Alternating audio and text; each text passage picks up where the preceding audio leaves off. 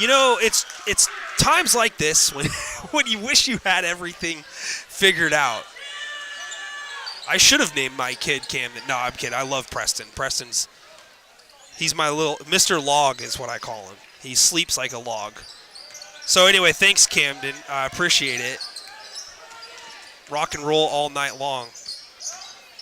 I had sound. I was talking the entire time, I promise. That makes it feel a little bit more awkward.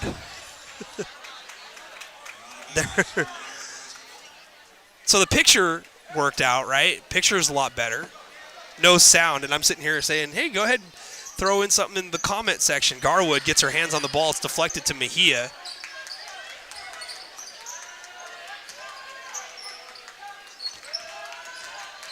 Floater by Gazzotti, no good. Austin with the rebound. Austin playing with 3 fouls.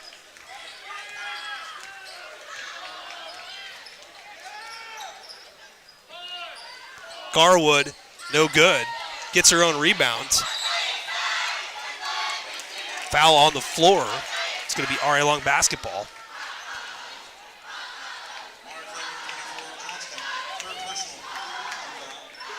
Subs in here for Mark Morris. Got 3 coming in. Gorins. Looks like maybe 4. Gorins, Kayamaka Evie, Camry Gazzotti, Charlie Blaine. And just as I figure out all 4 who enter, it's going to be a timeout. RA Long. 3:23 to go, 27-19. All right, so fans, welcome back. Since you didn't hear anything that I was actually saying here because I had the mute button on my software, it looks like I figured out a fairly acceptable video setting here. I got to be honest with you, between last night and the start for tonight, I was not overly impressed. I was more impressed with the boys' game last night, but now I think we've got it pretty well figured out. By the way, I hope you can hear me now. I think I've got that figured out, but if for whatever reason I'm still running into trouble, I'm really sorry that it's happening, but it is. We're going to have to deal with it. But it's good that I get these things worked out because we got a big one tomorrow night. Mark Morris hosting Columbia River boys basketball, essentially for the league championship and the #1 seed. Mark Morris guaranteed at least a share of the league championship. However, if Columbia River wins all of their remaining games, they would be the #1 seed. It's got a drive and a shot by Box. Offensive rebound, Austin. Now Bree looking to enter it to Evelyn. Has it poked away by Kayamaka Evie, and the Monarchs come away with a turnover. Drive and a shot by Gorins. Foul by Brown. Free throws coming. Anyway, fans, if you want to type in anything else besides no sound, which I understand, by the way, thank you for doing that. Feel free to do so. Let me know if it picture quality is looking better on your end. It's looking better on my end, which usually is good for you at home. I hope nobody had too much trouble finding the second half here. I hate having the live stream flipped into 2 different spots or two different files, but that's just kind of the way it's going to go for tonight. But yeah, it looks a lot cleaner, looks a lot better. Pretty happy, honestly.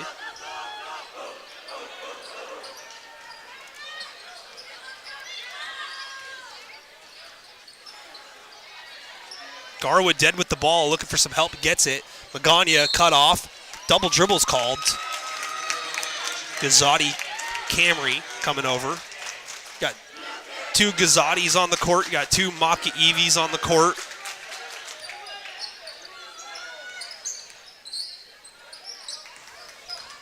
Drive by Camry and 2 whistles. And an agreement, Magana called with the body. And back-to-back fouls. Now she's got 3 personals. That's going to bring Sienna Dorland in off the bench.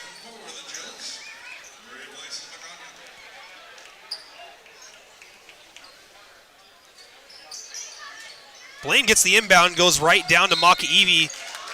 Ooh, wow. They're calling it pretty tight here tonight. I got to tell you what, I've seen some games this year where, 30% of these calls, that's a pretty modest number, I would say, have not been whistled. Box straight up, and then Maki Evie blocked. Both teams having a tough time here. 27-19 still. Not many points scored so far here in the third quarter. 2 more missed free throws by the Monarchs. Ball loose. Blaine nearly had the offensive rebound. Austin comes away with it after it's poked loose. Brown enters it. Brassfield hands off. Austin, good defense, finds Garwood though, and Garwood hits a 2 from the top of the circle. Hey, it's just a 5-point game here, folks. 27-22. Johnston tries to sidestep Austin. That's bad news for R.A. Long, because now Box and Austin both have 4 personals. Yeesh. More free throws coming here for Mark Morris. Reese Johnston at the line misses, so that's at least 5 straight misses at the free throw line for Mark Morris. Sienna Moses checking into the ball game for R.A. Long. Subs in for Austin. Your best ability is availability. Johnston hits the next free throw. That ends the free throw drought for the Monarchs. Back out to a 6-point advantage.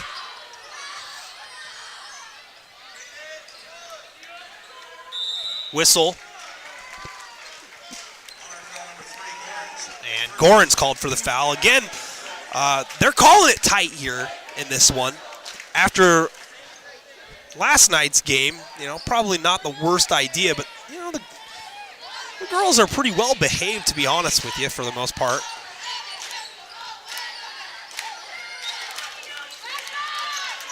Brown leaves her feet, kicks to Dorland.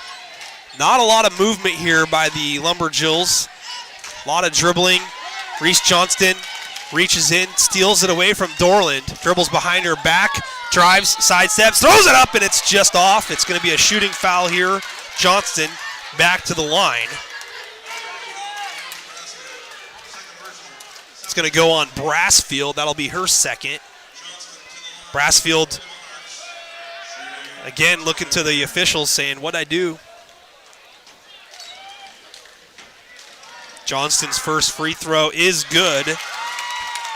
Hard to believe, but first player in double figures here in the ball game is Reese Johnston with 10. Reese has been our player of the game a couple of times so far this season. Misses on the second. Offensive board, though, Gorins, and we've got a whistle. Timeout. Atkins takes it from the bench, immediately regrets his decision after Blaine was wide open on the block. You can see him say, oh no, I can't believe you granted me that timeout. 1:18 to go. Sean, you'll have a fun time rewatching and listening to that commentary for sure. 29-21 the score with 1:18 to go here in the third. Lumberjill fans trying to keep their team motivated here on the far sideline. This is going to be the final game of the season for the Lumberjills. They are 3-12 in the Greater St. Helens League, looking for their 4th win. They swept I said Columbia River. They swept Fort Vancouver. My bad, catastrophic mistake there. Split with Hawkinson and picked up a win against Shelton and some team from Klamath Falls, whom I have already forgotten. Blaine wide open, misses the shot though, still trying to get back into form, and Brown comes away with it.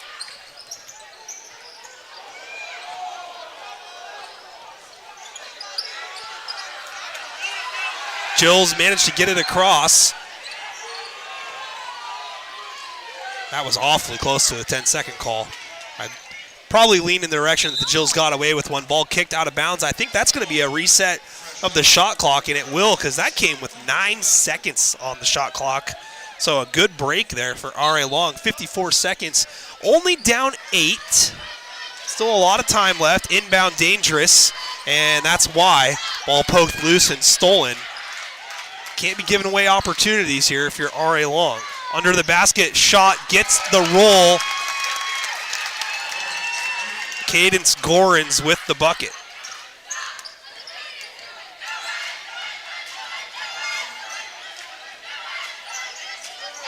Drive into the paint by Brown, and she loses a handle. Stolen away, and a foul trying to recover. That was Gorin's first points of the game. 8 different Lady Monarchs have scored here. As Brown talking with head coach J.D. Ott on the other end. 2 free throws here for Camry Gazzotti, and the first is off the back iron. 28.7 to go in the third quarter. And they're going to do a senior party 50-50 raffle or a donation. Look, I think it's the donation bucket. Second free throw good by Gazzotti. Dorland looking to inbound for the Jills. Bounce pass entry goes to Garwood, and the Lady Monarchs are going to back off the pressure momentarily. Brassfield hits. No hezzy. Gotta say, that's awesome. You like to see that. Bounce pass entry stolen away nearly. Blaine wrestling with Brown, and jump ball is called. 7.1 left in the quarter, and it's going to be Mark Morris basketball. How about Kaylin Brassfield off the bench with 4 points so far here for R.A. Long. R.A. Long's still super young. They will be losing the services of Bree Box moving forward. Maka Evie, no good, and the ball loose. That's going to do it for the third quarter. We'll go check in at the Lumberjills huddle here.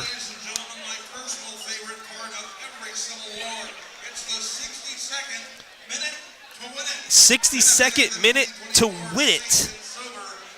Fans, thank you so much for all of your support. If you haven't done so before, make sure you're following us on our social media, as I always put it up at least once per ball game. We're very popular on all 3 platforms. We're most popular on Facebook. So that means we need your help to be more popular on YouTube and on X.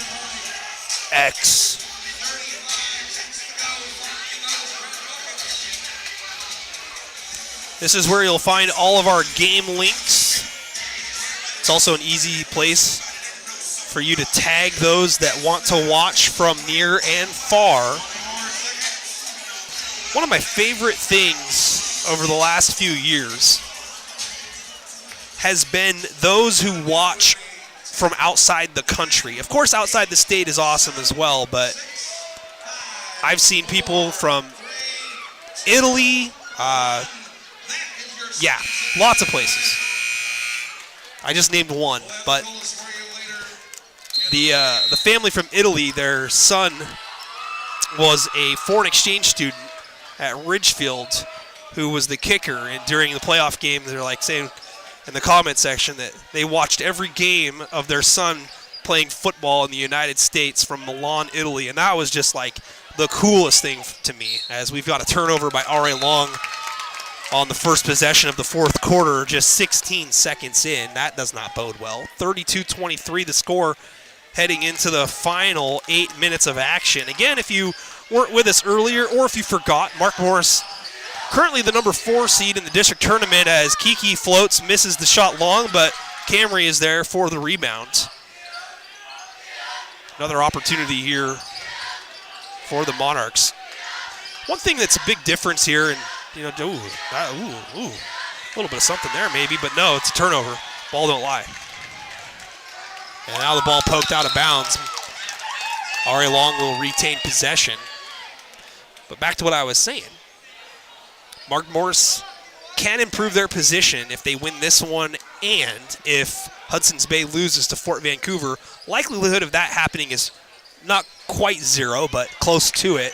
More than likely, as we got a foul after the miss committed by Alana Brown, but most likely Mark Morris will be the number 4 seed in the district tournament, and they will have to take a trip to WF West to take on a top 5 ranked team in the 2A class, a team that figures to be in really good position to make a run to the semifinals, and depending on who they might run up against, they could even find themselves in the finals. Mark Morris will still have its opportunities. And, of course, anything can happen as Johnston drives and misses the shot. She's fouled. We'll head back to the line. But these two teams play contrasting styles. You know, the Jills still trying to learn that rhythm offense and that movement away from the ball that's so crucial. And Sean Atkins has got his team looking like a well-oiled machine offensively. A lot of movement away from the ball, a lot of screens. They've got a lot of youth on their roster as well. JV looking super strong.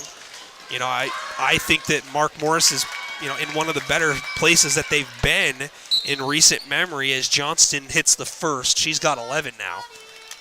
I mean, Mark Morris did win a couple of state titles under Steve Rookledge before Sean Atkins took over the job at Mark Morris. And with the roster that they have assembled currently, you know, with the youth players that they have, they could be, you know, heading in that direction again. Obviously, in the 2A class, it's a tall hill to climb, I tell you that much. WF West is going to be good for at least another couple years and probably for quite a while because they've got one of the most, you know, well-coached teams by Kyle Karnofsky. Jill's just looking to get something up and towards the hoop. Ball poked loose and tied up on the ground. And we've got a full timeout charged to RA Long with 6:32 left in the ball game.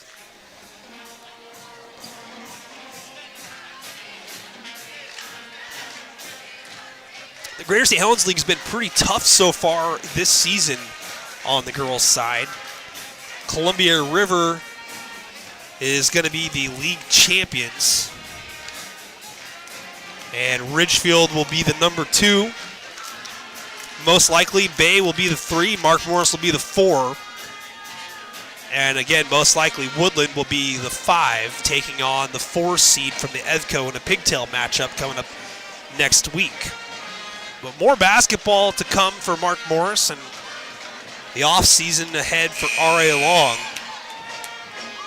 Nothing to feel ashamed about, though, for RA Long. Again, they're only going to be graduating 1 player. They've got, you know, nothing but opportunity in front of them. And expect to have J.D. Ott working hard in the offseason in the laboratory with the pen in his pad, trying to get the label off.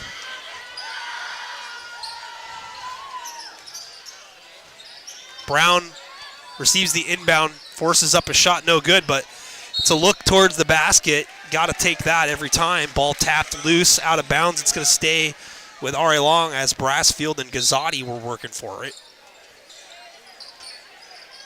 Inbound goes to Garwood. Garwood goes back to Brown, but it's stripped away and stolen.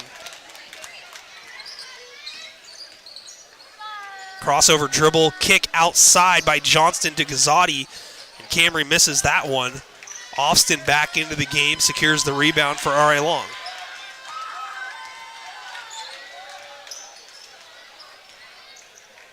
Brown drives, throws it up, and good things happen when you attack the basket. She'll head to the free throw line. Alana Brown and Bree Garwood teamed up for one of the most memorable plays of the season in a back and forth game with Fort Vancouver. Brown stepped up and hit 2 crucial technical free throws with 15 seconds left in the game. She hits the first here. That tied the ball game, and then Bree Garwood won it just in front of the buzzer in a thrilling game with Fort Vancouver a couple of weeks ago. And second free throw, no good. Austin rebounds, goes up. She's fouled by Mejia and will head to the line. Austin will head to the line. Chance to get on the score sheet. Still, 6 minutes left in the game. It's only a 10-point advantage, 34-24. Both teams know each other so well.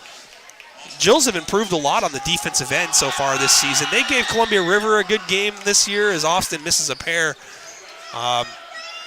They've done a good job of competing overall. They had a good second game against Ridgefield. The first game, not so much. A lot of teams had tough games against Ridgefield both times around. So 3 by Johnston. Why not? 15 now for the sophomore Reese Johnston.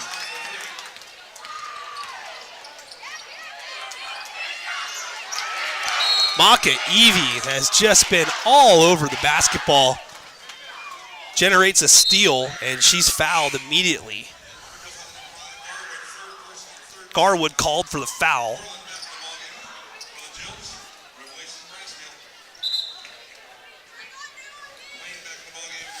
Charlie Blaine will check back in. Blaine doesn't have long to get herself back into basketball conditioning and find her touch, but if she can, she could be a big difference maker for Mark Morris when it comes to potentially having a chance to get to the regional round where they were last year, losing a game to Othello over in Central Washington. Shot by Maki Evie, no good, but an offensive rebound to Johnston. Skip pass, Kiki, open, pulls the trigger. It's short, follows her shot though, tracks down an offensive rebound. Another possession here for the Monarchs. Kiki switches sides, different result. 40-24, back-to-back triples have pretty much put a nail in this one. I always try to keep the audience engaged and on the edge of their seat, but those two last three-pointers were daggers. Nice feed. Magana drives, can't hit the shot, but she'll hit to the line. How about Kiki Maki Evie tonight? Her defense has been phenomenal. She's got 9 on 3 made triples. Camden says Dr. Ott, the mad professor.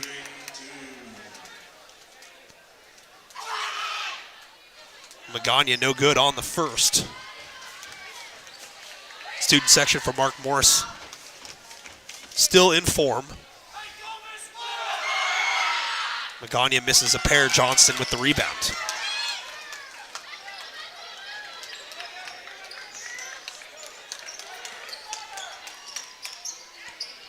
Kiki misses that. Jumper short. Another offensive board. Johnston throws up a 3, no good. And look at Kiki down there battling with Austin. Keeps the ball alive. The Monarchs have another opportunity. Entry pass denied by Austin, trying to get it down low to Blaine.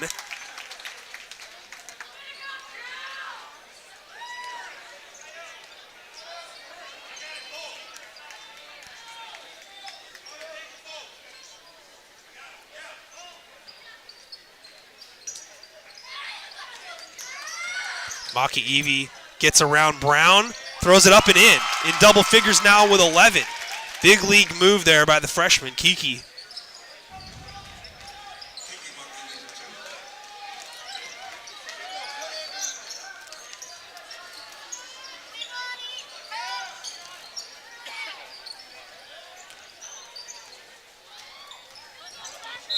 Dorland tries to fire a pass down to Austin. Foul is called. Let's see if they're going to go with free throws here. And now a yell from the stands on the Mark Morris side saying that was terrible. I don't know if they realize they're up 18 with 3:29 to go, but always want to get more points. Got Coach Fowler, Jody Fowler here, calling for Grace Eaton to be entered into the ball game.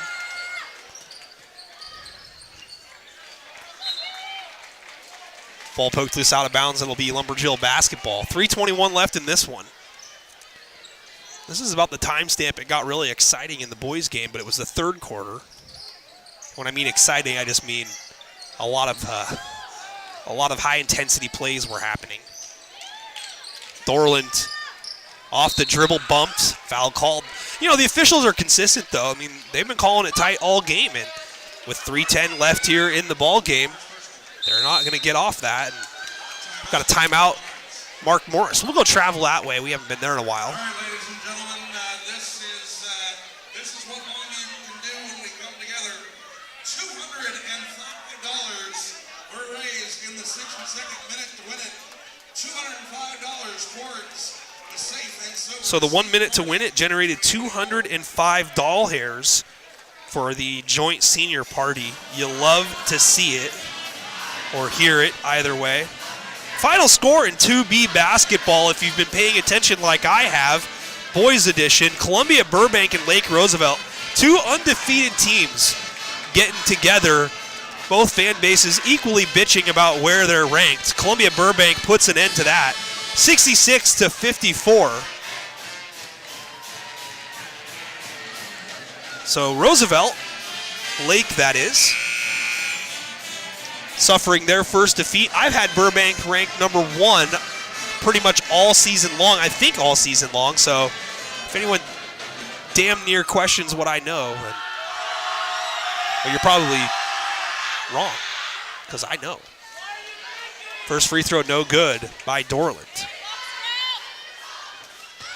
I'm just kidding, I've been wrong so many times. I've lost count, obviously. Dorland misses the second, ball kept alive. It's Kiki comes away with it after Austin taps.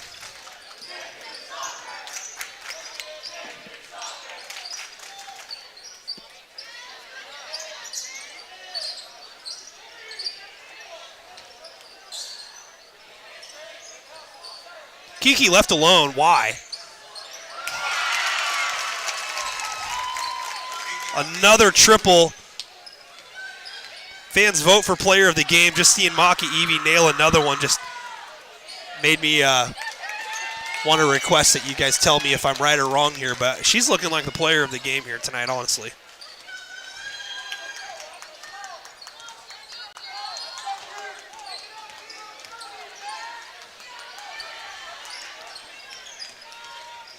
Kalia Guinto into the ball game. Blaine going to work, kicks it out. Kayamaka Evie wants the big sister there and unable to do so. 45-24, 2 minutes to go in this one.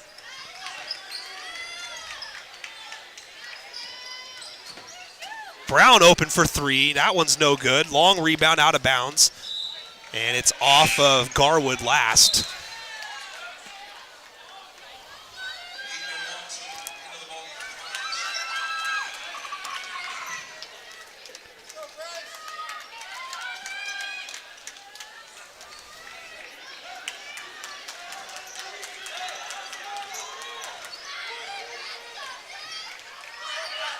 Hey, that says Dalton Stevens voting for Kiki Maki Evie. That better be the basketball Dalton Stevens. It's okay if it's not. Shot attempt denied by Austin. But the Fowlers getting their wish with Grace Eaton into the ball game. Drive, Gorins challenged by Austin, and Evelyn will leave the ball game with all 5 allotted fouls with 1:25 to go.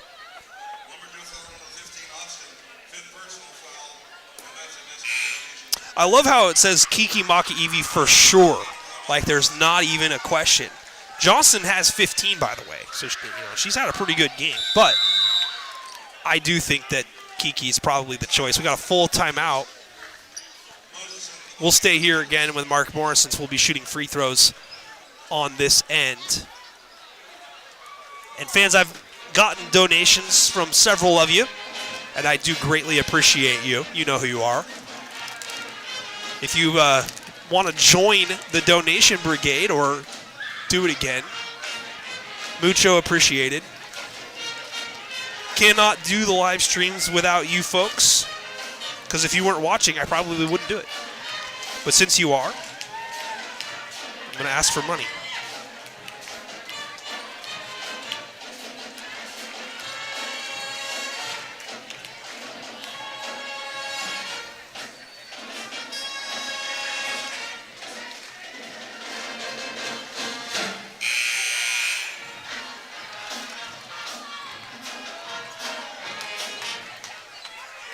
Lumberjack fans still getting in it here tonight.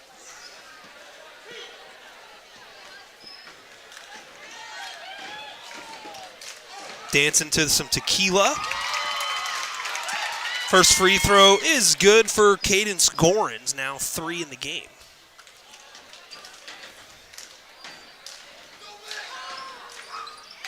Second one is good.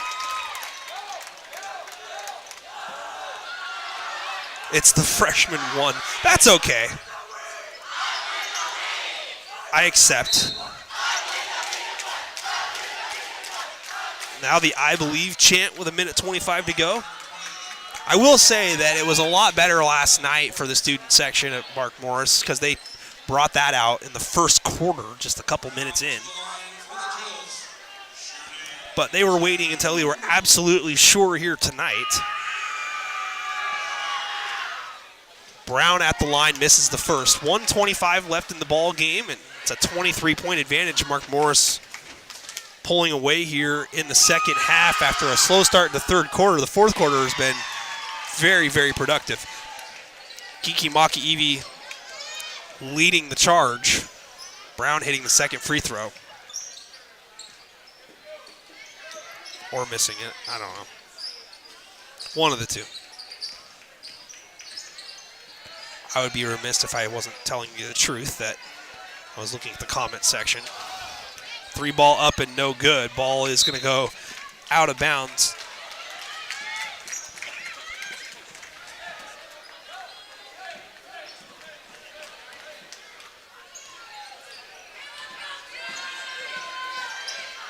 The free throw was good. I thought I saw it go in. Brown fires up a 3. This time it's an offensive rebound, though, to Garwood, and a foul called. Refs still getting their money's worth here tonight. 6 for Brown after the freebie.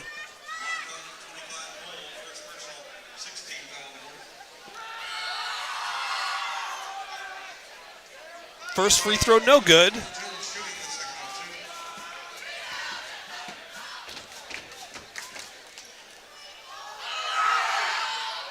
Garwood connects on the second, now 8 in the game. Ball thrown away. Brown with it. Brown, shot no good. And Magana took a lot of steps after tying up the basketball, and they're going to go jump. It's going to be Mark Morris possession. 33.4 shot clock still on here.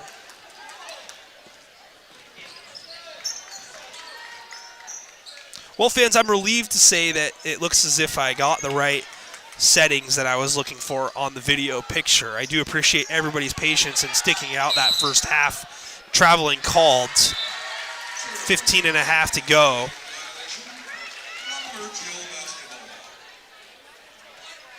Sean Atkins maybe not disagreeing with the call there of traveling, but disagreed with the timing of it, saying, let's just get this over with. I got a reservation at Applebee's here. Moses kicks it out. Brown fires it up from the volleyball line. It's no good. But she smiles after the field goal attempt. And, well, the Monarchs are going to be smiling on the way out of the gym here tonight with a 47-26 win. They sweep the season series, and the Lumberjills are going to finish the year with a 3-13 record in the GSHL this season. 5 wins overall, though.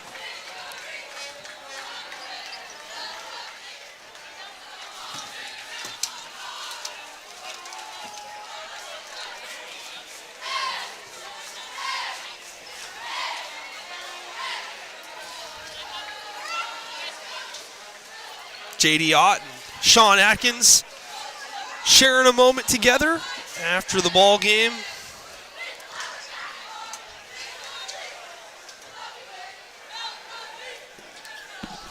Hey, Coach. How are you, buddy? Good. How are you? Good. Good to see you. Good to see you. Yeah. Hey, I've never seen anything like it last night. You know,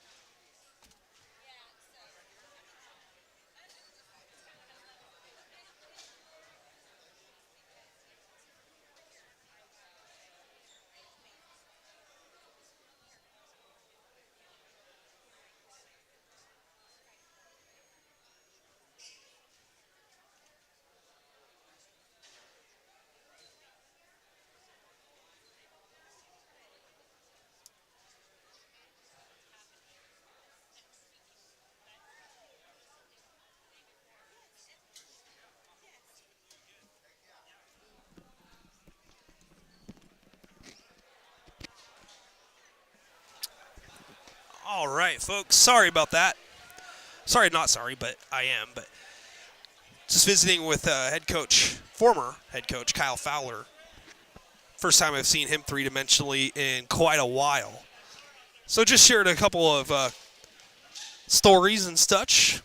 He goes way back with my family, and yeah, it was a pleasant surprise. Very happy to see Coach Kyle Fowler here and watching the ball game. They were sitting pretty close by. I didn't have a chance to talk to him until just now. So normally I'm sitting here rambling about the post game. I do apologize for those who were hoping for some information on that, and I do have some here. 47-26, the final score here in this one. Kiki Maki-Evi is the player of the game tonight with 14 big ones. Reese Johnson leading the way in scoring with 15, but Kiki did so much defensively, and she's playing so far beyond her age as just a freshman. Very, very balanced scoring here tonight overall. Again, these numbers are unofficial, folks, but again, I mentioned 15 for Reese Johnston, 14 for Kiki Maki-Evi, and then Kea with 6. And then we're going to go to Rayleigh Gazzotti with 4, Cadence Gorins with 4, Camry Gazzotti with 3, Charlie Blaine with 2, and Natalie Mejia with 2. Again, those are unofficial scoring numbers here tonight for the Mark Morris Lady Monarchs, 47 points in the victory. For R.A. Long, Bree Garwood with 8, Alana Brown with 6, Kaylin Brassfield with 4, Sienna Dorland with 3, Bree Box with 2, Jocelyn Magana with 3. 26 total tonight for the Jills here at home in defeat. So Mark Morris, 10 wins, 6 losses in the Greater St. Helens League this year. They will be more than likely the number 3 seed going into 4 seed going into the district tournament. Have a chance at the 3 seed, but they would need Hudson's Bay to have lost tonight, and they also need to win a coin flip to determine the tiebreaker between, if it happened, Hudson's Bay and Mark Morris. So we'll just assume the 4 seed is where Mark Morris is going to end up. And they will take on WF West if that is the case on the road.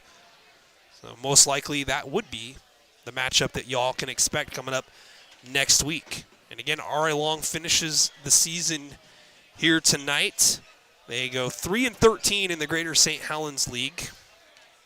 5 wins overall on the year, winning 2 non-league games during a holiday tournament over in Astoria, Oregon.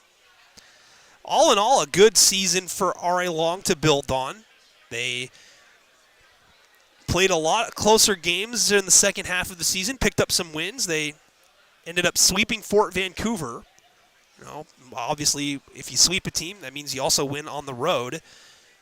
You know, they had a 2-point win here at home and then a 1-point win down at Fort Vancouver. So very, very cool to see R.A. Long pick up a couple of wins. They beat Hawkinson here at home. And, yeah, I mean, they improved throughout the entire year, got better along the way. Mark Morris also has improved throughout the year. And we saw some action here tonight from Charlie Blaine.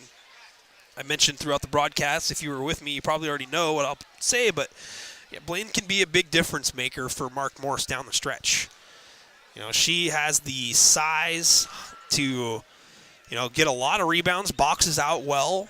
She's an above-average athlete overall and can handle the basketball. She can even shoot the basketball pretty well, too. I mean, she's got good footwork. Sorely missed throughout the season after suffering an off-season injury before the start of the school year. But she's managed to work herself back into playing shape and has gotten herself on the court. Your best ability is availability, and if she's available in the postseason, that can really help Mark Morris out a lot. If you're getting wins like this and one of your big-time players over the last couple of years, Natalie Mejia, only has 2 points, you got to feel pretty good about yourself. Only 3 seniors on the roster here for Mark Morris. Mejia, one of them, Blaine, another, and Kalia Guinto, the third. A lot of youth overall for the Monarchs in the program, and a lot of good freshmen on the JV squad as well as the varsity.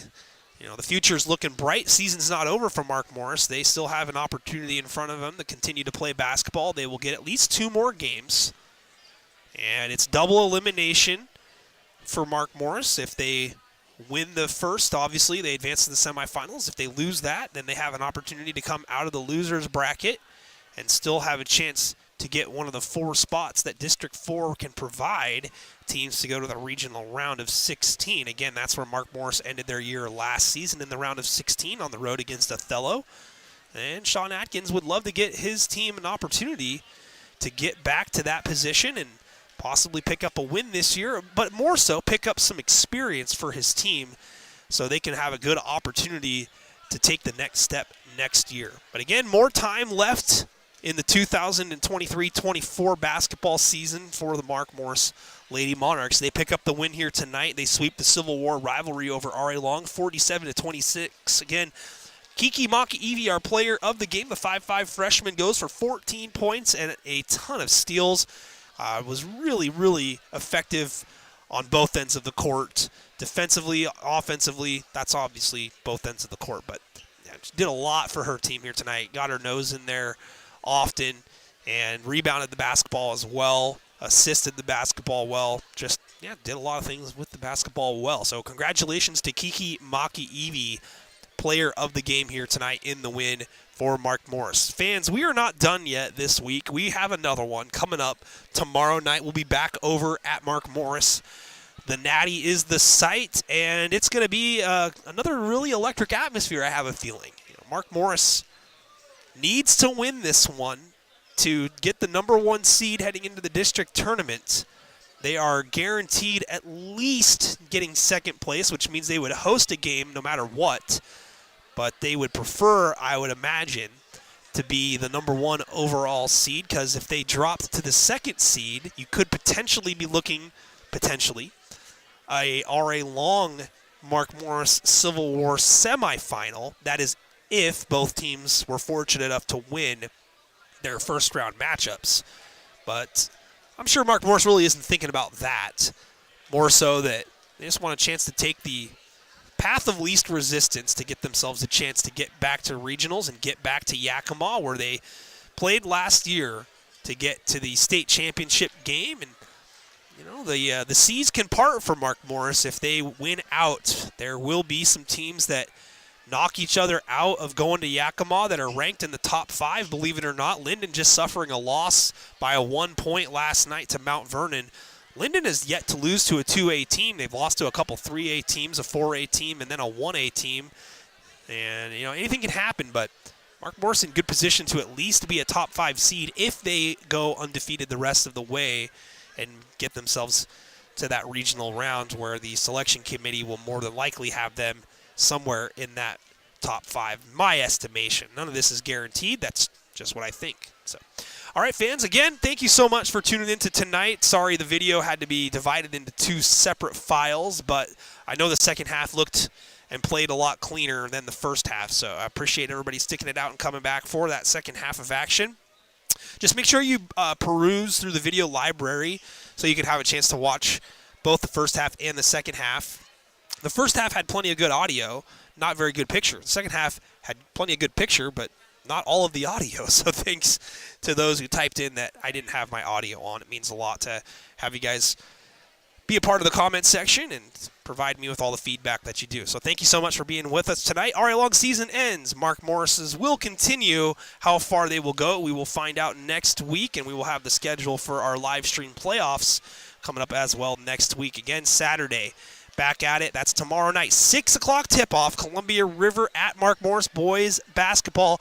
And then we will close out the regular season Monday with Evergreen taking on Kelso boys basketball league championship on the line. So the next 2 live streams, league titles, will be decided. Nick Sisson on behalf of N2 Media, Mark Morris and R.A. Long Athletics saying so long from the Lumberdome. Mark Morris wins it 47-26. Back at it tomorrow night. Fans, thank you again, and have yourself a great evening. So long.